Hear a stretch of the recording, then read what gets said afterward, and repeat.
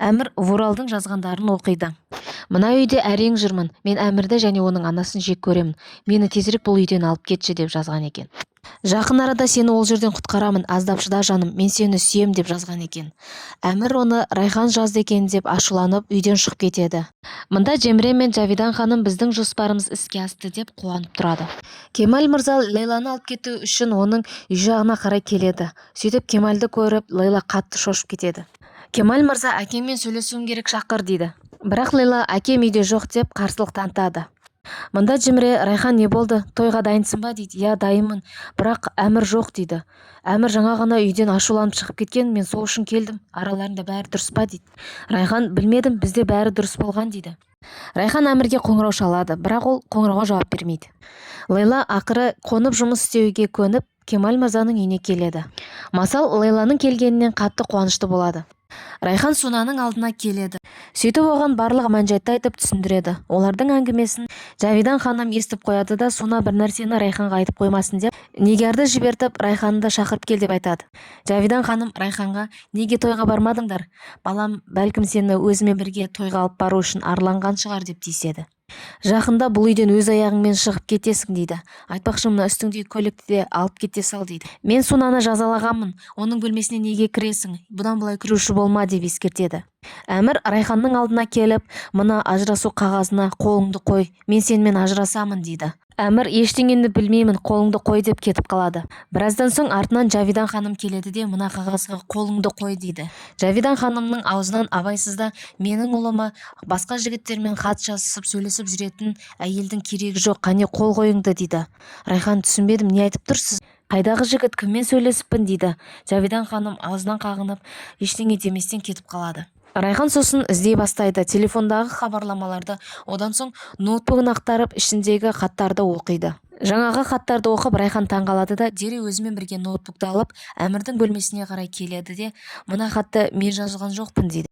Сен менің намысымды аяққа таптап қорладың, кінәладың, маған жала жаптың, мен жазған жоқпын, менің кінәм жоқ дейді. Бірақ Әмір ашуланып Райханның сөзіне сенбейді. Жавидан ханым Жемреге қоңырау шалып, барлығы жоспардағыдай жүріп жатыр дейді. Сен енді Әмірді жалғыз қалдырма, оның көңілін аула дейді. Жемре Жавидан ханымның айтқанын тыңдап, Әмірдің жұмыс орнына келеді де, басыңа қандай іс түссе де мен сенің жаныңнан әрдайым табыламын деп қолдау білдіріп кетеді. Әмір Жемреге: рахмет саған, сен нағыз доссың дейді. Әмірдің досым деген сөзі Жемреге ұнамай қалады. Малика Райханның алдына келіп оған қолдау білдіреді, ал Райхан өзінің ренішін айтып жылайды. Осы кезде ол оған: маған ана ноутбукты берші, мен оны Сунаға апарып көрсетейін, ол мұндай заттарды түсінеді дейді. Малика ноутбукты Сунаға апарып береді. Суна іштей өзін кінәлі сезінеді.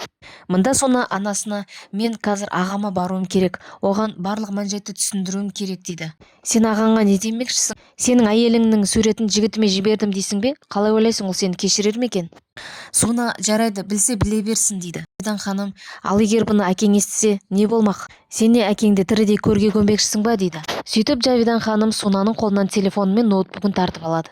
Сунаның алдына Малика ханым келеді де, оның телефоны жоқ екенін біліп, менің телефонымды алсаң болады дейді. Менің жоғарыда тағы бір ноутбугым болған, соны алып берші дейді. Сөйтіп ол Вуралға қоңырау шалады. Мен жіберген суреттегі қыз ол мен емес, ағамның әйелі болатын. Ағам соның барлығын білді де сені оның жігіт екен деп ойлап жүр. Егер біз шындықты айтпасақ, олар ажырасып кетеді. Барлығы менің кесірімнен. Мені кешірші, бірақ сенің маған көмегің керек. Біздің үйге келіп ағама түсіндірші дейді. Суна Райханның алдына келеді де, жаңағы жігітпен сөйлестім, ол үйге келетін болды. Ағама барлық мән-жайды түсіндіреді дейді. Райхан оған алғысын білдіреді.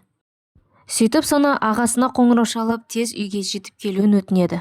Жавидан ханым Сунаның Райханның бөлмесінен шыққанын көріп ашуланады. Талас мырза Лейлаға қоңырау шалып өтірік мазасы қашып түр жасайды. Лейла оған қатты сеніп, шошып кетеді. Лейла әкесінің алдына барайын десе, үйде Масал жалғыз болатын. Шехрие де, Кемал мырза да үйде жоқ болатын. Лейла Масалды ұйықтатып, амалсыздан үйден жалғыз өзі шығып кетеді. Вурал Әмірдің үйіне келеді. Оның келгенін Райхан байқайды да сыртқа шығады. Райхан Әмірге: қазір шындықты естисің, қане барлық мән-жайды айтып түсіндірші дейді. Жаңағы жігіт: қалайша мені танымай қалдың, Райхан? Әмір ашуланып кетеді де, жағасынан алып: сен бұл қызды танисың ба, қане айт дейді. Вурал сол кезде: Райхан, мүмкін сен өзің айтарсың дейді.